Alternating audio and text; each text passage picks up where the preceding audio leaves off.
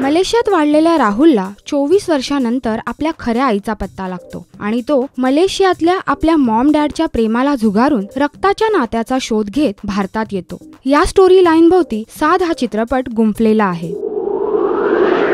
प्रशस्त घरे, young Maugham, 6 pack apps वाला हिरो, बदमाश आमदार, कुमारी माता अशा अनेक कॅरेक्टर्सचा भडीमार जरी दिसला तरी कथानक चांगलं गुंफलंय। एक सुसह्य कथानक आणि एक रिच प्रेझेंटेशन असं सादचं वर्णन जरी केलं तरी चित्रपटाला उत्तम अभिनयाची आणि आणखी चांगल्या दिग्दर्शनाची सक्त गरज होती। तरीही मलेशियातल्या लोकेशन्सचा चांगला वापर करत बॉलिवूड धाटणीची गाणी आणि सीन्स देण्याचा प्रयत्न दिग्दर्शकाने उत्तम प्रकारे केलाय।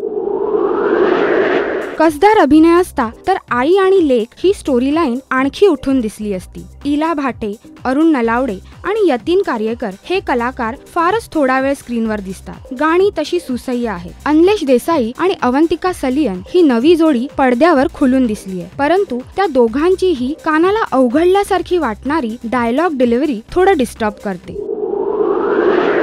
चांगलं कथानक आणि श्रीमंत चित्रपट असं साद या चित्रपटाचं वर्णन करता येईल। राश्री मराठीतर्फे साद या चित्रपटाला देतोय 2 स्टार।